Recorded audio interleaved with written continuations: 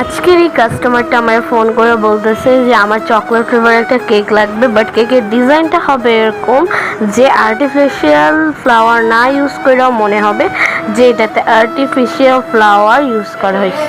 তো কাস্টমারের এই কথা শুনে আমি তো অবাক। তো আমি বলতেছি যে এইটা আবার কিভাবে সম্ভব। তো তারপর আমি বলতেছি আপু আমি চেষ্টা করব রিয়েলিস্টিক করার, বাট নাও হইতে পারে।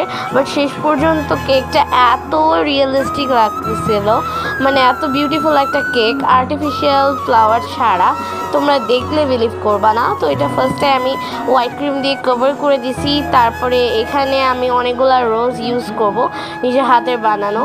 আর এখানে আমি এই কালারটা ইউজ করছি, আর এই কালারটা এতটা মিষ্টি ছিল, মানে দেখতে খুব সুন্দর লাগতেছিল।